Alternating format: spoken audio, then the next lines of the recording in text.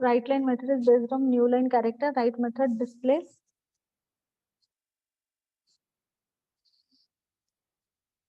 Rucha Deshmukh. Right line method is based on new line character. Right method display output but do not provide a new line. Very good Rucha. Very good. ठीक है, right line हम बोल सकते हैं अपनी simple C भाषा में, write with slash n is known as write line. Write line means write with slash n. ठीक है, तो राइट लाइन के अंदर हम एक मैसेज दे देते हैं, एंटर एलिमेंट्स ऑफ एरे. ठीक है, ये हमने दे दिया. अब हमको लूप लगाना है, क्योंकि हमको एलिमेंट एंटर करवाना है तो लूप लगाना पड़ेगा. तो हम फॉर लूप लगाते हैं, वही हमारे लिए सबसे इजी लूप है, तो मोस्ट ऑफ द टाइम हम उसी लूप को यूज करते हैं. फॉर लिखा, फॉर लिखने के बाद यहाँ पर हम लिखेंगे लूप का variable I as integer. I as integer equals to 0 to 5. ठीक है, देखो यहाँ पर हमने आई को पहले डिक्लेयर नहीं किया, फॉर लूप की लाइन में ही आई को हमने डिक्लेयर कर दिया साथ ही साथ में. ठीक है, तो I as integer equal to 0 to 5 हमने ले लिया. ठीक, अब इसमें हमको वन बाय वन अगर एलिमेंट्स इनपुट लेने हैं कि एरे 1 के लिए इनपुट करो, एरे 2 के लिए, तो हम यहाँ पर लिख सकते हैं राइट लाइन. राइट लाइन लिखेंगे, उसके बाद ब्रैकेट के अंदर हमको लिखना होगा एंटर वैल्यू ऑफ एरे का नाम हमने ARR दिया हुआ है, और उसके बाद स्क्वायर ब्रैकेट के अंदर, कर्ली ब्रैकेट के अंदर हम लिखेंगे 0 square bracket close comma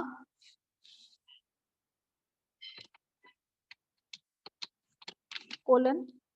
just अच्छा दिखना चाहिए इसलिए लिया है, कोलन का कोई इतना इंपॉर्टेंस नहीं है, वो एज इट इज प्रिंट होने वाला है आई. ये हमने लिखा. ठीक है, क्या लिखा हमने, enter the value of ARR. अब देखो ये जो कर्ली ब्रैकेट के अंदर लिखा है 0, मतलब यहाँ पर किसकी वैल्यू प्रिंट होगी, आई की वैल्यू प्रिंट होगी. जब आई की वैल्यू 0 होगी तो यहाँ पर 0 शो करेगा, 1 होगी तो 1 शो करेगा, 2 होगी तो 2 शो करेगा, इस तरीके से. ठीक है, अब देखो, अब हमको डेटा इनपुट लेना है. ठीक, डेटा इनपुट लेने के लिए कौन सा फंक्शन हम यूज करते हैं VB.NET के अंदर. डेटा इनपुट लेने के लिए कौन सा फंक्शन यूज होता है,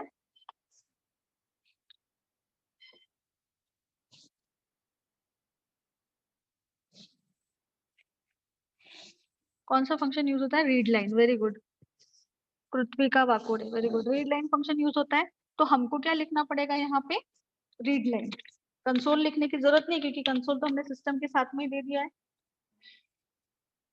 यहाँ पर हम लेंगे रीड लाइन. ठीक, रीड लाइन अब हमने दे दिया. ठीक है, बट ये रीड लाइन में जो डेटा है हमारा वो तो इनपुट हो जाएगा, बट वो कौन से वेरिएबल में इनपुट होना चाहिए, किस वेरिएबल में इनपुट होना चाहिए, ये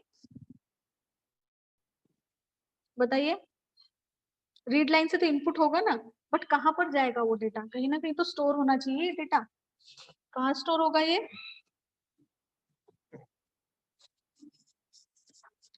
बताइए, किसको पता है क्या लिखेंगे हम वहां पर.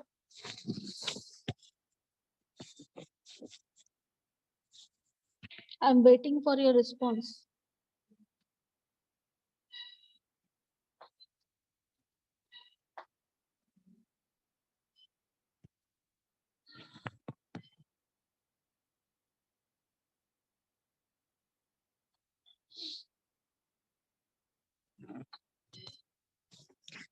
देखो इनपुट तो हो रहे हैं, हमने क्या किया, एरे डिक्लेयर किया. ये आपको याद रखना पड़ेगा किस तरीके से डिक्लेयर करते हैं, क्योंकि नया है ये थोड़ा सा, इसीलिए. एरे डिक्लेयर किया, मैसेज लिखा, enter the elements of array, हो गया. उसके बाद लूप लगा दिया, लूप लगाया 0 से लेके 5 तक हमने लूप लगा दिया. ठीक है, अब हम यहाँ पे क्या बोल रहे हैं, राइट लाइन में क्या बोल रहे हैं कि enter the value of array 1, मतलब एरे 0 है ना, आई की वैल्यू जो होगी, आई की स्टार्टिंग वैल्यू क्या है, 0 है. ठीक है, तो आई की स्टार्टिंग वैल्यू 0 है, मतलब यहाँ पर enter the value of array 0 इस तरीके से आएगा. यानी मैं आपको अगर बताऊं,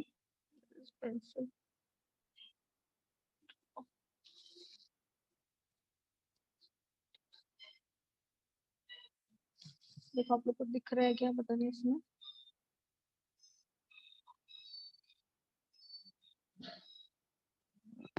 देखो इस तरीके से होगा ना, ये ARR square bracket 0 equal to 1 डाली सपोज वैल्यू। नेक्स्ट वैल्यू होगी ARR 1 इक्वल्स टू, सपोज हमने वैल्यू दे दी इसकी 2। इस तरीके से दिखना चाहिए। आपको दिख रहा है टेक्स्ट बॉक्स के अंदर, दिख रहा है क्या सबको? चैट बॉक्स में मुझे बताइए अगर दिख रहा है तो सबको।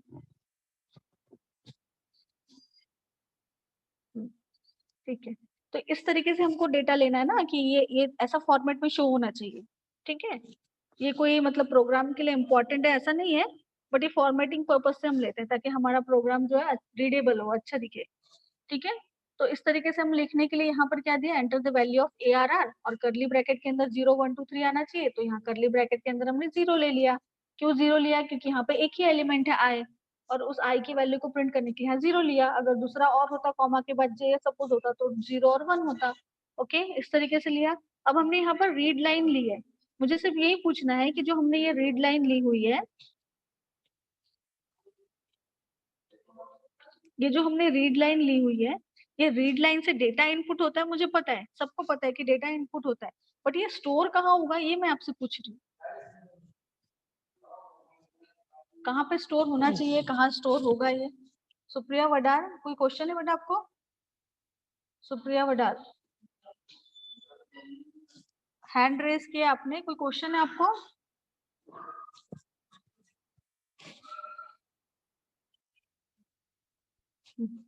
बताइए।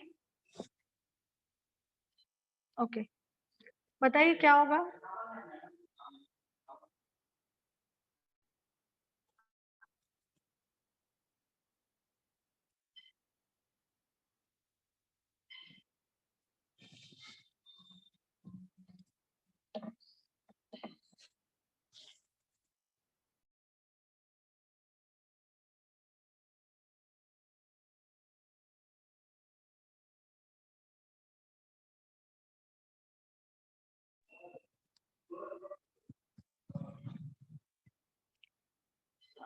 अरे बताइए भाई, किसी को भी नहीं पता कि किस में डेटा इनपुट ले रहे हैं हम, क्या कर रहे हैं, कर क्या रहे हैं? रीड लाइन तो लिख दिया हमने, पर डेटा हमको किस में इनपुट लेना है? हाँ, ये सबके सब सो गए हैं मोबाइल लगा के सिर्फ।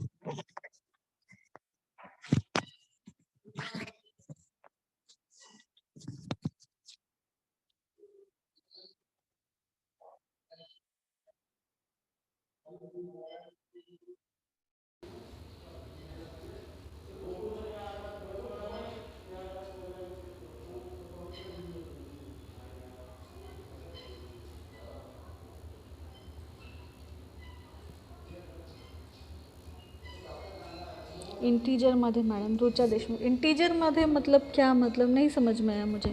इंटीजर मध्ये में क्यों, क्या मतलब है इसका?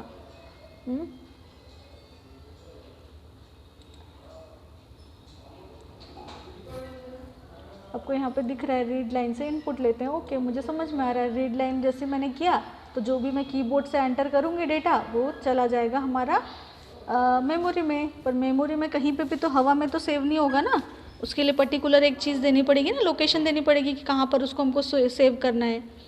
तो उसके लिए हम क्या करेंगे, कौन सा वेरिएबल आएगा, क्या आएगा यहाँ पर, वही मैं पूछ रही, सिंपल सा क्वेश्चन है।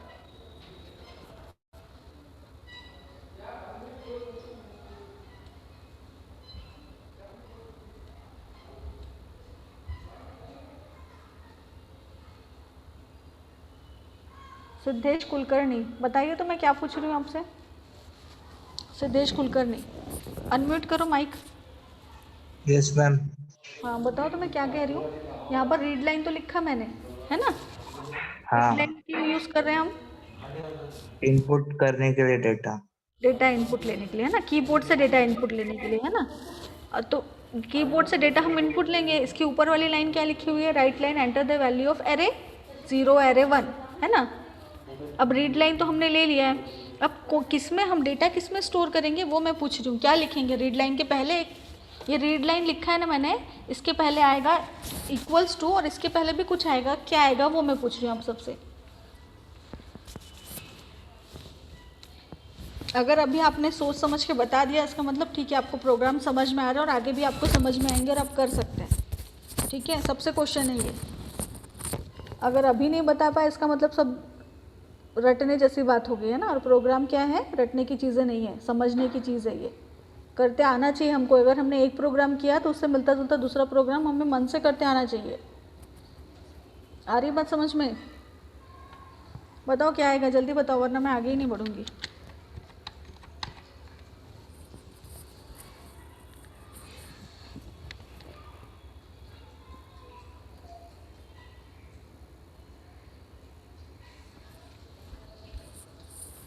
किसी को भी नहीं मालूम क्या? अच्छा नहीं मालूम तो एटलीस्ट बता दो कि ठीक है मैडम आप ही बता दो।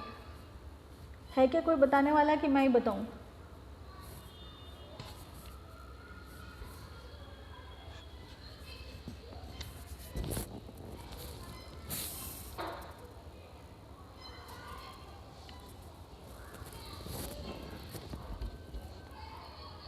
कमाल है, हाँ भी नहीं, नहीं भी नहीं।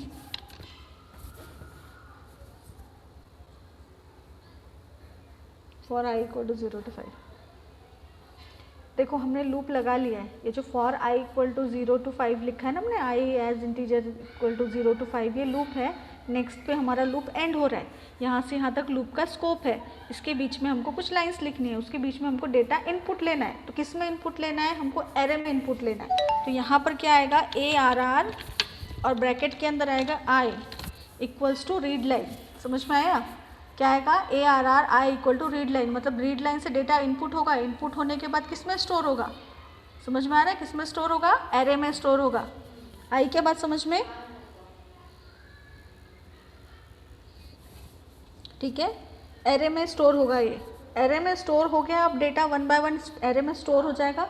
एरे में स्टोर होने के बाद अब हमें क्या करना है कि इस एरे की वैल्यू को शो करना है। तो सिंपल सी बात है, ये हमारा लूप हमने यहीं पे ख़त्म कर दिया। फिर से दूसरा लूप स्टार्ट करेंगे। ठीक है, दूसरा लूप स्टार्ट करने के बाद इस एरे की वैल्यू को प्रिंट करेंगे। ठीक, तो लूप तो मैं लिखती हूँ, बट लूप के अंदर कौन सी लाइन लिखनी है वो आप मुझे बताइए। ठीक है, यहाँ पर मैं लिख लेती हूँ right line in bracket elements of array. मतलब हम बोल रहे हैं कि ये नीचे जो दिए गए हैं वो एलिमेंट है एरे के। ये हमारा कहने का है, यहाँ पे लिखने का मतलब ये है। ठीक है, अब फॉर लूप लगाते हैं हम अगेन। फॉर आई लिया तो यहाँ पे जे भी ले सकते हैं, आई भी ले सकते हैं ना। एज इंटीजर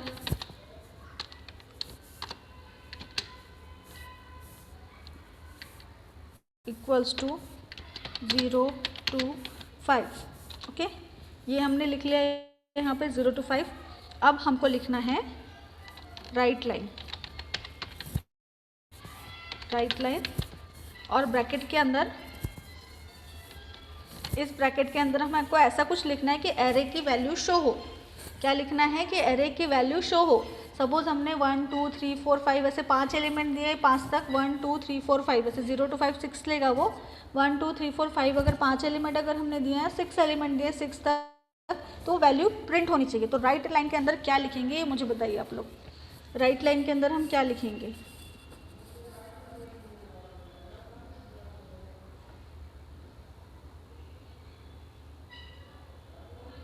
जिससे एरे की वैल्यू प्रिंट हो जाए। सिंपल सा क्वेश्चन है, कोई लॉजिक का क्वेश्चन नहीं है। सिंपल सा क्वेश्चन यही है कि आपको बताना है कि लिखे क्या कि जिससे प्रिंट हो।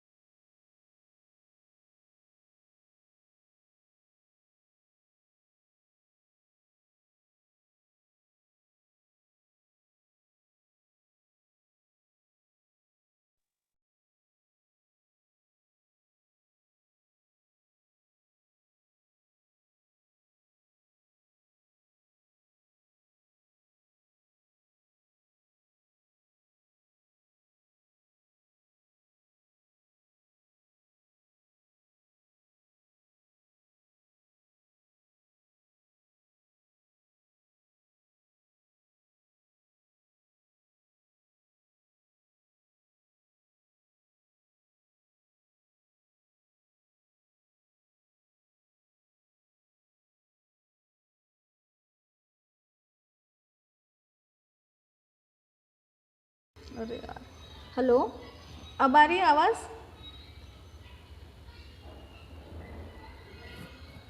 हेलो, हाँ ठीक है। देखो गलती से म्यूट हो गया था वो। देखिए यहाँ पर हमने क्या, ये दो तरीके से हम दे सकते हैं, ठीक है। राइट लाइन का जो आपको दिख रहा है ना, या तो हमने यहाँ पे क्या लिखा हुआ है, ज़ीरो लिखा हुआ है। ज़ीरो लिखा है मतलब एक ही वेरिएबल है ना यहाँ पर, इसलिए ज़ीरो लिखा है। अगर यहाँ पे कॉमा करके हम दूसरा वेरिएबल ले रहे होते ना, जैसे सपोज यहाँ पे मैंने कॉमा करके लिखा जे की भी वैल्यू मुझे देनी है, सपोज कॉमा जे की भी वैल्यू साथ साथ में मुझे प्रिंट करवानी है, तो उसके लिए यहाँ पर क्या लिखेंगे, ये तो हो जाएगा, स्पेस देखिए यहाँ पर लिखेंगे करली ब्रैकेट के अंदर 1। समझ में आया? बीच में कॉमा दो या स्पेस दो, ठीक। तो ये क्या हो रहा है यहाँ पर, पहले ज़ीरो यानी ए आर आर की वैल्यू, 1 यानी ये जो जे लिखा हुआ ना सेकंड वाला वेरिएबल उसकी वैल्यू। तो इस तरीके से इंडेक्स में देते हैं हम, या तो फिर क्या करते हैं डबल कोट्स रखते हैं, उसके बाद जिसकी वैल्यू हमको देनी है वहाँ पर एम्परसेंड सिंबल लगाते हैं, एंड जो कॉन्कैट करने के लिए लगाते हैं ना, वो एम्परसेंड सिंबल लगा के उस वेरिएबल का नाम देते हैं। तो अगर मल्टीपल वैल्यू देना है तो ये ज़्यादा ऊपर वाला जो है वो ज़्यादा बेटर वे है, ठीक है। अब देखो ये जो आप सेकेंड वाली लाइन देख रहे हैं, उसको मैंने यहाँ पे एपोस्ट्रॉफी दिया हुआ है, सबको दिख रहा होगा यहाँ पे एपोस्ट्रॉफी दिया हुआ है। तो ये जो सिंगल कोट या एपोस्ट्रॉफी होता है ये कमेंट के लिए होता है। यहाँ पर जिस भी लाइन के आगे हम एपोस्ट्रॉफी देंगे तो वो क्या हो जाती है, लाइन ग्रीन कलर की हो जाती है और वो एज अ कमेंट में कन्वर्ट हो जाती है। मतलब कंपाइलर जब भी हम डीबगिंग के प्रोसेस करेंगे तो क्या होगा कि कंपाइलर इस लाइन को इग्नोर कर देगा, ठीक है। मुझे बताइए तो डिबगिंग का क्या मतलब होता है, व्हाट इज़ डिबगिंग? डिबगिंग क्या होता है?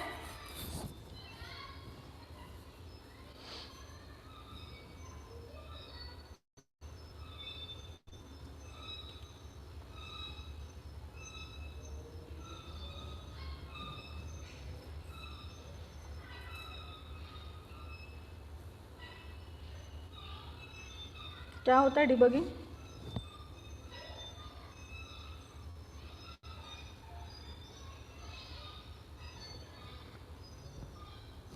आवाज़ आ रही है ना मेरी?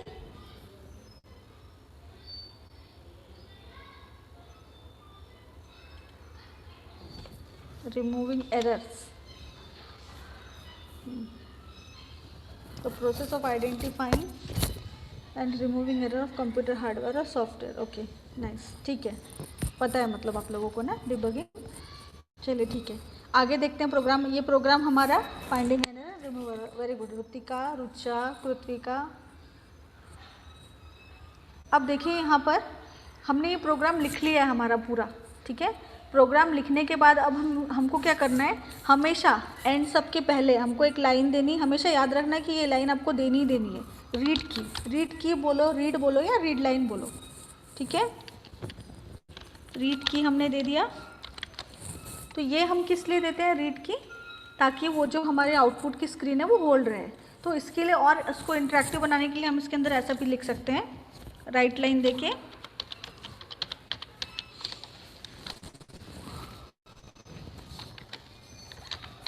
प्रेस एनी की टू कंटिन्यू, प्रेस एनी की, इस तरीके से भी हम दे सकते हैं ताकि वो और ज़्यादा अट्रैक्टिव लगे हमारा प्रोग्राम। और उसके बाद रीड की दे दिया हमने, ठीक है। इस प्रोग्राम को हम रन करके देखते हैं, डिबग करेंगे। स्टार्ट डिबगिंग किया हमने, देखो यहाँ पर आया, दिख रहा होगा सबको, जूम करके देख लो एक बार। Enter elements of array, enter the value of array 0, है ना। तो हमने डाला 1, फिर किया एंटर, एरे 1 के लिए वैल्यू 2 बोल रहे हैं, हमने डाला 2, फिर 3 एंड 4 5 और 6, 6 तक लिया, 0 से 5 है ना, 6 तक लिया इसने वैल्यू। और उसके बाद में देखो, अगर आप देखें एलिमेंट्स ऑफ एरे, ठीक है, एलिमेंट्स ऑफ एरे के बाद देखो 1, 0, 2, 1 लिखा हुआ है, दो वैल्यूज़ प्रिंट हुई है ना। पहली वाली प्रिंट जो हुई है वैल्यू वो एरे की हुई है। उसके बाद मैंने आपको बताया था ना कि जैसे सेकेंड वेरिएबल लेना है तो उसके लिए इंडेक्स में हमको 1 लेना होता है। तो ये जे की वैल्यू प्रिंट हुई, लूप की वैल्यू प्रिंट हुई, दिख रहा है आप सबको, लूप की वैल्यू प्रिंट हुई। और नीचे कितना अच्छे से आया, प्रेस एनी की, जैसे हम की एंटर करेंगे हमारा ये जो है आउटपुट से हम बाहर आ जाएंगे, हमारा डिबगिंग खत्म हो जाएगा। यहाँ पर फिर से देखो, यहाँ पर हमने क्या लिया है, वैल्यू लेते हैं 10 20 लेते हैं ना, 10 20 30, 40, 50 एंड 60।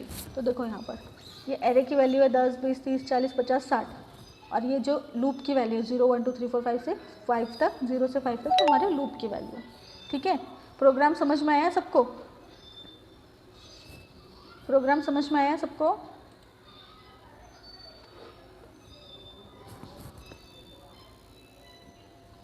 ओके, किसी को कोई डाउट नहीं है ना इसमें?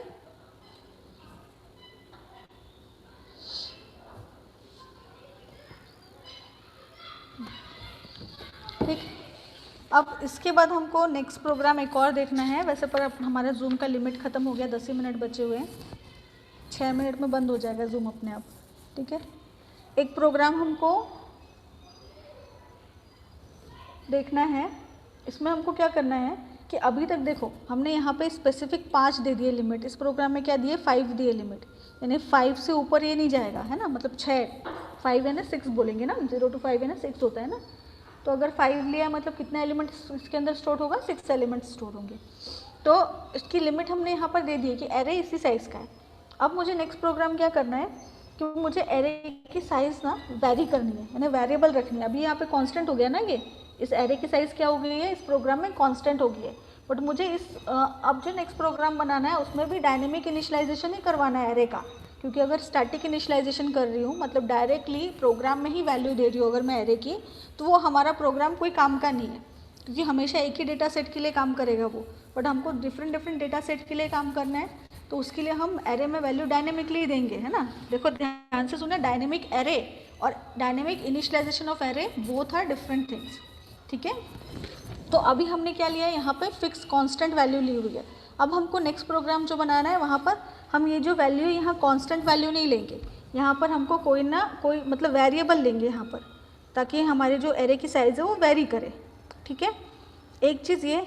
सेकेंड थिंग ये कि जो हमारा प्रोग्राम मतलब जो प्रोग्राम होगा नेक्स्ट प्रोग्राम, उसमें अभी हमने एरे प्रिंट करवाया है, नेक्स्ट टाइम पे रिवर्स एरे का रिवर्स प्रिंट करवाएंगे। मतलब पहले हमने अभी जो हमारा आउटपुट आया था 10, 20, 30, 40, 50, 60 आया था, उसके बाद रिवर्स ऑफ एरे ने 60, 50, 40, 30, 20, 10 ये हमारा प्रोग्राम का एम है, इस तरीके से प्रिंट होगा। ठीक है, तो ये प्रोग्राम हम नेक्स्ट कल देखेंगे। ठीक है, और कल आप लोग का 3 बजे से प्रोग्राम है, तो कल 2 को ही आपका लेक्चर होगा, 2 बजे ही आपका लेक्चर होगा। ठीक है, 2 बजे हम कल लेक्चर लेंगे एंड देन 3 बजे प्रोग्राम सबको अटेंड करना है। ओके, ठीक है, आज का यहीं पे हम ख़त्म करते हैं क्लास। मैं आपको एक गूगल फॉर्म भेजूंगी, वो गूगल फॉर्म फिल करके आपको भेजना है। ठीक है, और जितने लोगों ने क्लास अटेंड किया सिर्फ वही ये गूगल फॉर्म भरेंगे। ठीक है, अभी क्लास एंड नहीं करना है, अभी बने रहो, अभी लीव नहीं करना है क्लास।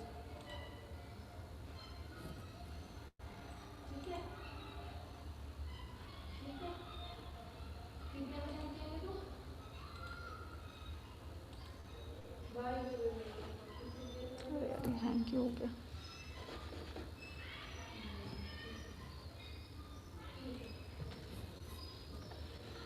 अभी लीव नहीं करना है क्लास, आप लोग को क्लास में ही रहिए अभी आप लोग।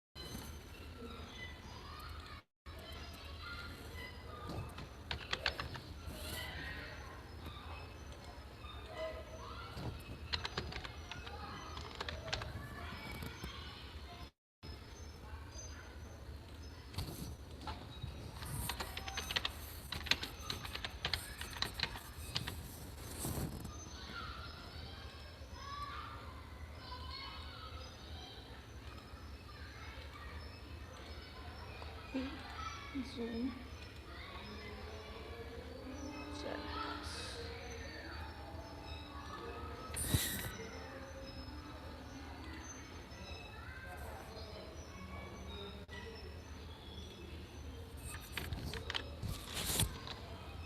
मैंने एक फीडबैक फॉर्म डाला है, आप वो मुझे अभी भर के दीजिए, ठीक है? और इसको बाहर नहीं शेयर करना है, जितने लोग जूम में प्रेजेंट है सिर्फ वही लोग भरेंगे।